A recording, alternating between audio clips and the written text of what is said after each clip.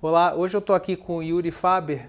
Ele é o fundador da Fala Freud, uma startup de consultas psicológicas online. Yuri, tudo bem? Obrigado por ter vindo. Bom, cara, você criou uma espécie de consultório online. Sim. Me fala como é que foi a ideia de... Tá. O Fala Freud começou de uma necessidade própria, né? Eu fiz terapia no passado. Eu já moro fora do Brasil já praticamente metade da minha vida, né? E a primeira parte da minha vida no exterior, morava em Israel, depois eu saí do exército e acabei fazendo terapia para me ajudar a continuar com a minha vida como civil. Então a terapia me ajudou muito, isso foi em 2007. Eventualmente eu acabei indo para os Estados Unidos, estudar, trabalhar e, enfim, comecei a namorar e mudei para morar junto e começou a dar os atritos de relacionamento. E aí eu pensei, preciso falar com a minha psicóloga. E aí eu fui atrás dela, minha família por acaso tinha o contato dela ainda. E a gente começou a falar pelo WhatsApp. Mensagem vai, mensagem vem, mensagem vai, mensagem vem. Mensagem de áudio, texto, fizemos umas chamadas de vídeo. E depois de mais ou menos umas duas, quase um mês, eu acendeu a luz e falei, alguém pagaria por isso. Eu acho que alguém teria interesse em falar com um psicólogo sem ter que sair de casa. E aí eu fui investigar, fui ver se já tinha alguém fazendo alguma coisa similar no Brasil, se tinha nos Estados Unidos. Encontrei algumas empresas que já faziam lá e aí eu falei, então vamos fazer no Brasil. Vamos fazer no Brasil que tenho certeza que muita gente precisa disso no Brasil. E foi assim que começou. Foi quando isso que você viu? Isso foi em finalzinho de 2015 para começo de 2016, então foi conceitual no começo, ali levou ali mais uns 4, 5 meses até o negócio tomar corpo. Então o lançamento de verdade ali a gente fala que foi junho, julho de 2016, mas os primeiros 6 meses foram experiências que a gente foi fazendo e eu vou te contar o resto das experiências. Legal. E como é que foi para você estruturar? Você considera uma startup? A gente é uma startup ainda. Startup, né? Eu saio correndo, cruzo a bola, chuto, cabeceio, faço escanteio, faço tudo lá. Nos primeiros 2 anos a gente foi o mais enxuto possível, né? A gente investiu mais em produto do que em pessoal, em administrativo. Então eu fui tomando para mim praticamente grande parte das obrigações e responsabilidades da empresa, mas sempre investindo em desenvolvimento. Então a gente contratou, eu tenho um CTO que é meu sócio, a gente contratou vários programadores que trabalham na plataforma hoje, a gente tem 8 programadores, então eu nunca regulei o dinheiro para investir no produto, mas regulei o dinheiro em contratar gente para marketing, contratar gente para suporte, e eu fui me virando nos primeiros 2 anos, porque ou eu gastava dinheiro com o produto ou gastava dinheiro para aliviar as minhas dores. E o principal era a gente investir no produto. Então os primeiros 2 anos foi muito difícil para mim, eu fui me virando, e aí a gente chegou no momento que depois a gente conseguiu colocar mais gente para trabalhar. Hoje a nossa equipe está com 20 pessoas, a gente está aumentando a equipe para 30 agora. E como é que funciona o atendimento? Tá. Hoje o processo é bem simples, né? Como a gente já viu milhares de pessoas que passaram pela plataforma, a gente foi aprendendo, e cada usuário que entra, a gente vai aprendendo e vai alimentando o nosso algoritmo dentro do sistema. Funciona da seguinte forma, né? A gente tem 2 lados, tem o lado de cadastrar os psicólogos e tem o lado de cadastrar os usuários que querem falar com os psicólogos. Do lado do usuário, funciona da seguinte forma, o usuário entra, ele completa o perfil dele, onde ele vai responder algumas perguntas de cunho psicológico, perguntas de cunho demográfico. Se ele usar o Facebook, a gente conecta a conta dele com o Facebook, extrai os dados que são públicos do Facebook também. Muito similar àquilo que aconteceu recentemente com o Cambridge Analytica, mas claro, a gente é transparente, a gente fala para os usuários que a gente está levando os dados dele para ajudar a engrandecer o perfil dele e ajudar ele a escolher um melhor profissional. Então depois que você completa o perfil, que leva ali mais ou menos uns 4, 5 minutos, a gente pega os teus dados e compara com a base de dados de milhares de usuários que já passaram pela plataforma.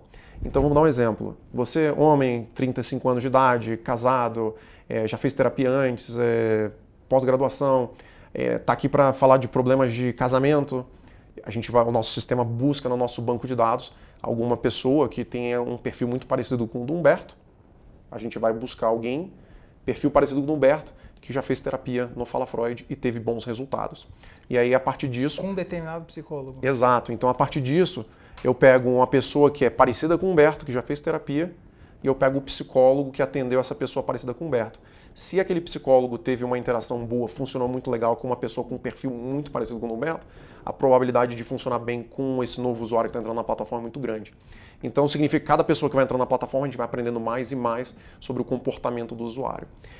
Então funciona assim, e a gente coloca para você uma seleção de psicólogos que estão disponíveis. Geralmente a gente tem entre 15 e 20 psicólogos que estão online no momento. Vocês indicam o psicólogo, mas a pessoa pode escolher entre outros. Ela pode ler o perfil do psicólogo. Quando você completa o seu perfil, você é levado por uma tela, aparece como se fosse um Tinder de psicólogos, né? Então a tela inteira aparece a descrição do psicólogo, quantos pacientes ele já atendeu, quantos anos de experiência ele tem, o CRP dele, tem um vídeo que o profissional grava para se apresentar. Não gostou desse, vai pro próximo, vai pro próximo. Tem o tipo, por exemplo, o cara é freudiano, junguiano, ele pode escolher entre... Sim, pode escolher de acordo com a abordagem que ele tem a preferência. A gente, como no começo a gente não sabia qual abordagem que ia funcionar melhor de forma online, até porque isso não é matéria de estudo das faculdades, ainda é uma coisa muito nova, a gente não sabia qual abordagem da psicologia que ia funcionar melhor. Então, no começo a gente fez aquele spray and pray, a gente jogou todos os psicólogos lá dentro, vamos ver o que funcionava melhor, quais psicólogos a gente ia extrair os melhores feedbacks dos usuários. E a gente botou psicanalista, a gente botou Freud, a gente botou psicanalista, botou Jung, botou cognitivo comportamental, botou humanista, botou de todas as abordagens, porque a gente não sabia o que ia funcionar. Depois, a gente viu que os usuários iam cancelando e alguns iam deixando umas avaliações legais, outros iam deixando uma avaliação mais ou menos. E aí a gente foi entender que os psicólogos que trabalhavam com cognitivo comportamental os que tinham as avaliações mais humanizadas, as melhores avaliações na plataforma. E aí a gente decidiu por seguir contratando apenas psicólogos que tenham especialização em cognitivo comportamental, mas que também tenham especialização em outras áreas. Então a gente presta muita atenção nisso, a gente quer que tenha um psicólogo com cognitivo comportamental, e se ele tiver outras abordagens também de experiência, legal, é um plus para ele. Mas a gente foca nisso. Legal. E aí como é que faz para o paciente marcar a sessão com o psicólogo? Hoje o produto a gente está vendendo só no B2C, tá? A gente está iniciando agora a vender direto para empresas como benefício para funcionário e para planos de saúde. No modelo do B2C hoje, o usuário ele entra, depois que ele completa o perfil, seleciona o psicólogo que ele gostou mais, ele é levado para uma outra tela onde ele escolhe se ele quer pagar com cartão de crédito ou com boleto. A partir do momento que tiver com plano de saúde, ele só coloca os dados do plano de saúde e não cobra nada dele. A gente validou o pagamento dele com cartão ou boleto. A gente leva ele direto para uma outra tela, onde ele vai fazer o agendamento da primeira sessão de vídeo dele com o psicólogo. A gente geralmente recomenda que a primeira sessão seja feita nos próximos 3 dias, que é enquanto o paciente está mais engajado. A gente já analisou esses dados dos usuários, a gente sabe que quando a pessoa consegue fazer a primeira sessão nos próximos 3 dias, ele engata muito mais rápido na terapia e se sente muito melhor. Então, a gente tenta convencer o usuário a fazer nos primeiros 3 dias. Ele marcou a sessão, ele recebe um e-mail avisando que a sessão foi marcada. Vamos dizer que a gente marcou para amanhã, 10 horas da manhã. O psicólogo, às 8 horas da manhã, recebe uma notificação, lembrando ele que ele tem todas as chamadas de vídeo que estão marcadas para o dia, recebe um e-mail também. E o usuário recebe uma notificação falando, hoje você tem uma sessão de vídeo às X horas com o psicólogo, e 5 minutos, 10 minutos antes a gente manda outra notificação para lembrar o usuário que tem a chamada que vai começar. No final da chamada, sempre no final de toda a chamada, a gente leva o usuário para uma outra tela e a gente pergunta, a gente usa um NPS, né, que é para fazer a avaliação da satisfação do usuário com a plataforma e com a terapia, e ali a gente colhe o feedback do usuário sobre a sessão que ele acabou de fazer. A gente pergunta se ele gostou de 1 a 10, se ele tem algum comentário extra, se ele quer mandar mais alguma informação para a gente, coleta isso tudo e guarda. E são quantas sessões? Tem um número? Depende. O usuário, depois que ele faz a primeira sessão, ele tem a opção de escolher quantas sessões por mês ele quer fazer. Essa primeira sessão é uma sessão avulsa, a gente não é uma assinatura nesse primeiro momento. A gente mudou isso recentemente. Antes a gente levava o usuário para fazer a assinatura logo de cara. E tinha muita gente que se sentia, os caras já estão querendo me empurrar 4 sessões, 5 sessões por vez, eu nem sei se eu vou gostar do psicólogo. Então hoje a gente mudou a abordagem, onde a gente deixa a pessoa escolher o psicólogo, agenda uma sessão avulsa, gostou, continua, não gostou, não tem problema, não precisa voltar. Essa pessoa vai voltar daqui a alguns meses. Então depois dessa primeira sessão ele vai lá e seleciona, eu quero fazer 4 sessões por mês, eu quero que as minhas sessões sejam sempre a segunda-feira, às 4 horas da tarde. Ele aperta o botão, a gente vai lá, cobra o cartão de crédito dele, cria uma assinatura e buca a agenda do psicólogo aquele dia. E a assinatura é uma sessão semanal? Dá para ser mais? Como é que... Vai depender da hora vai depender da customização que o paciente quiser, né? Ele pode escolher 4 sessões por mês. A gente fala sempre por mês que fica mais fácil de contabilizar para a pessoa. Então ele pode fazer 4 sessões por mês, pode fazer 2, e aí, dependendo do número de sessões, ele vai lá e seleciona os dias do mês. Então, se ele paga por sessão? Na verdade, é um plano. Depois que ele termina a primeira chamada, a gente leva ele para uma outra tela e pergunta: você quer fazer quantas sessões por mês? Ah, eu quero fazer 4. Então a gente está aqui, esse é o plano de 4 sessões para você. Você aceita contratar esse plano? Sim. Aí ele vai lá, aceita, e a gente pergunta quais dias do mês ele quer fazer essas 4 sessões. Aí ele vai lá, buca e fica salvo para o psicólogo, que ele vai ter essa sessão no dia X, Y, Z. Pode fazer 8 semanas por mês se ele quiser. Pode fazer 200 chamadas por mês se quiser. Aí vai pagando proporcionalmente. Exato, paga proporcional. E como é que está a aceitação? No início foi bem conturbado, né? Nós fomos o primeiro a lançar nesse modelo de assinatura. No começo a gente lançou focado muito no plano de mensagem de áudio e texto, que é como a interação que eu tive pelo WhatsApp. A gente teve uma repercussão positiva do lado dos usuários, das pessoas que queriam consumir. A gente está numa geração hoje que está todo mundo acostumado com telefone, e principalmente as pessoas hoje de 22, 23, 24, 25 anos, os caras já nasceram com isso, estão acostumados com isso. Do outro lado, os psicólogos mais antigos, seus 50, 60 anos de idade, os caras enxergam a psicologia como uma ciência que não pode ser traduzida para o mundo online. Então, do mesmo momento que a gente teve uma repercussão boa com as pessoas que querem consumir, os profissionais que teoricamente teriam que oferecer o serviço foram muito contra. Então a gente teve... A comunidade de psicólogos no Brasil se manifestou contra a gente, foi brigar no Conselho Federal de Psicologia, e a gente bateu o pé no chão e falou: olha, se o usuário quer usar, não é a regulação que vai impedir o usuário de usar. Qual era o argumento deles? No momento, eu estou tentando lembrar que tinham vários argumentos, né? Mas é o quê? Falava, por exemplo, que a consulta em vídeo não tem a proximidade necessária? Não, na verdade, era muito era falado no achômetro, porque não existia estudo sobre como a psicologia podia ser tratada de forma assíncrona. Existem várias pesquisas que foram feitas já sobre o atendimento por chamada, por videochamada.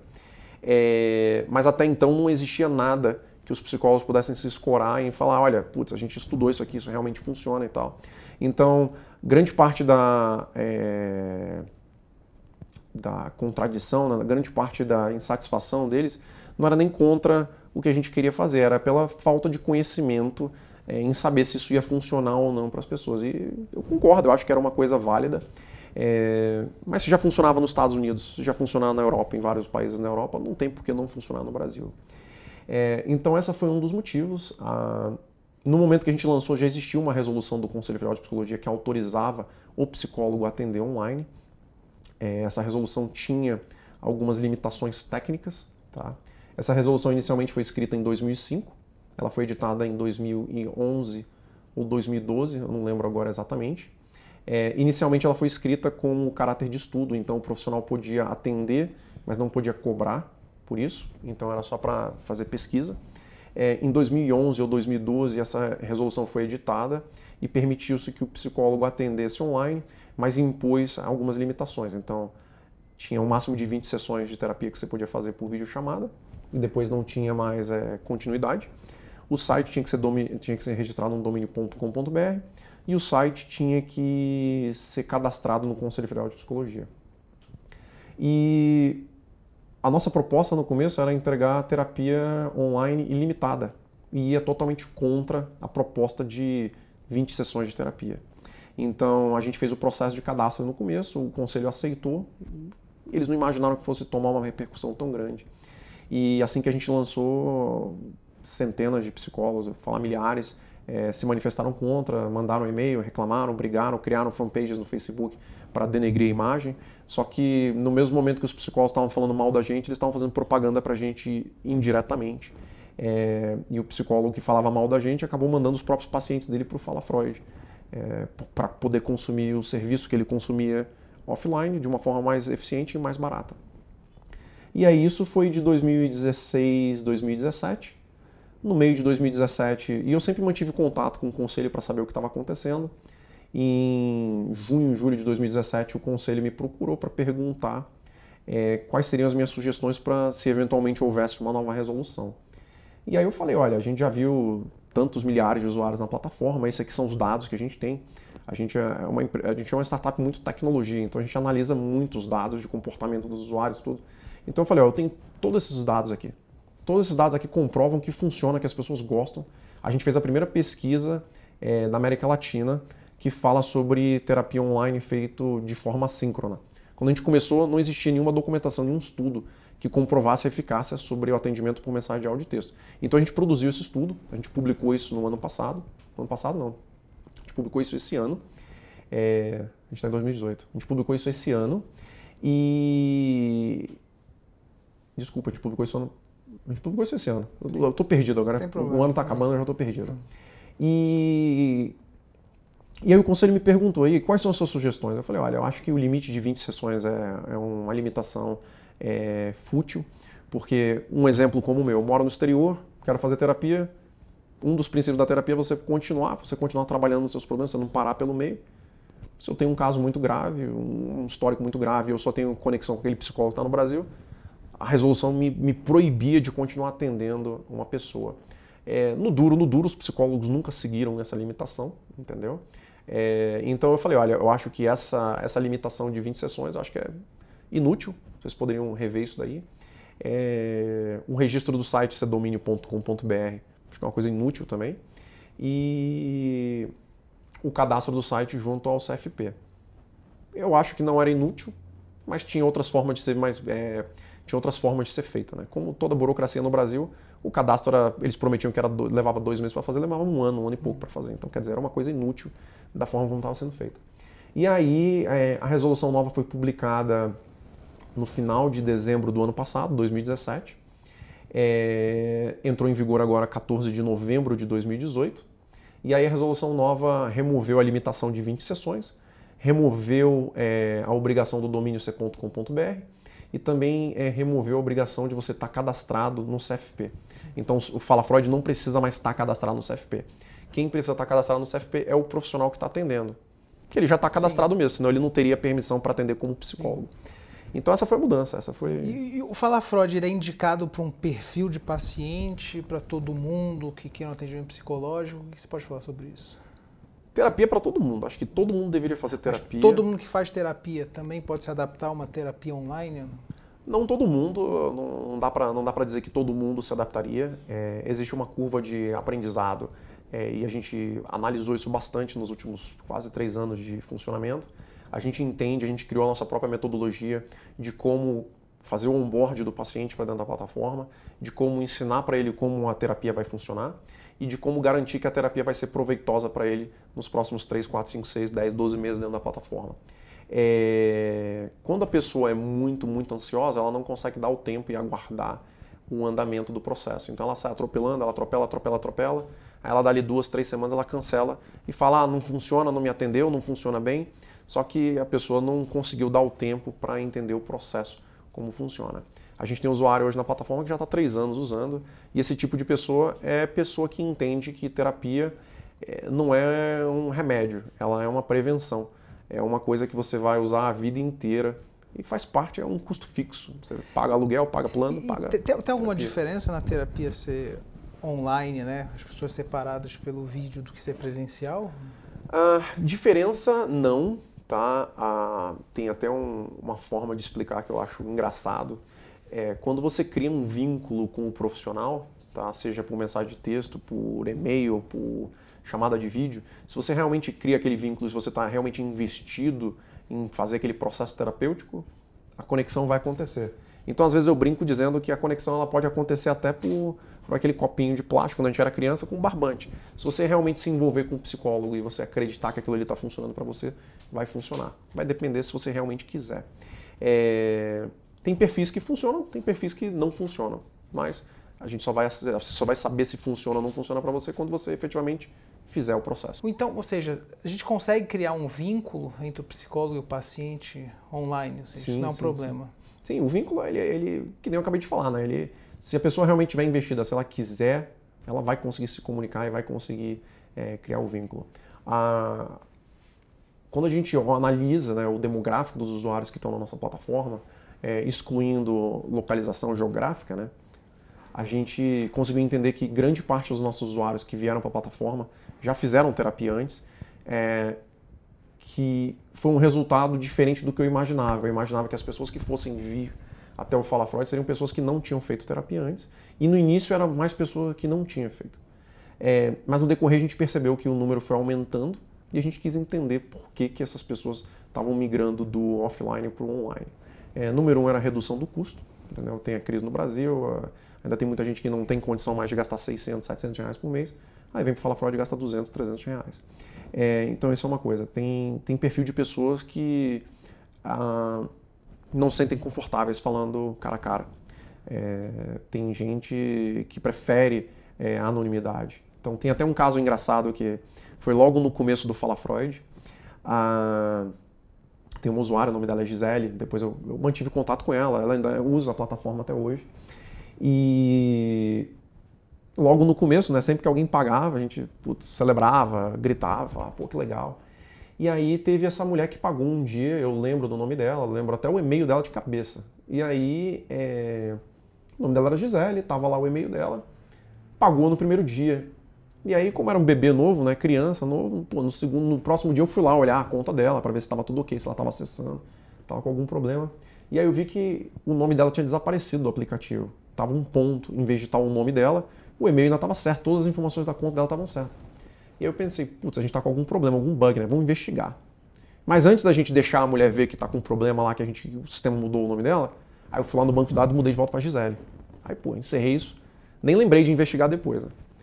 Aí, pô, no próximo dia eu fui lá olhar a conta da mulher de novo e falei, pô, tá lá o ponto de novo. Aí eu falei, pô, a gente tá com algum problema sério. Aí eu chamei o meu sócio e falei, cara, temos que investigar, vamos investigar para descobrir o que aconteceu. Aí eu fui lá, Gisele de novo, para garantir que a mulher não ia ficar chateada que o nome dela estava errado. Aí, pô, deu 15 minutos, meia hora, chegou um e-mail no suporte. Porra, eu não quero que o psicólogo saiba qual é o meu nome. E aí que me caiu a ficha que a mulher queria ficar anônima. Ela é uma pessoa conhecida aqui em São Paulo e ela não queria que as pessoas soubessem que ela estava usando a plataforma. E aí depois desse dia, realmente, as pessoas querem usar pela anonimidade. Isso foi bem no começo, né? As sessões não são gravadas, não, né? Não são gravadas. As mensagens de áudio e texto que trafegam dentro da plataforma, elas são 100% criptografadas, que nem é no WhatsApp. Só quem consegue ler é o psicólogo e o paciente. As chamadas de vídeo, elas não trafegam pelo nosso servidor, é feita 100% ponta a ponta. A gente usa um serviço para conectar as duas pessoas e depois que a conexão começou, a gente não tem como ver nada, porque vai direto do meu telefone para o teu telefone. A única informação que a gente recebe é que aqueles dois telefones estão online conectados ao mesmo tempo. Quando a conexão termina, a gente sabe que a gente tem que cobrar o Humberto lá 45 minutos, a gente vai lá e cobra do Humberto 45 minutos.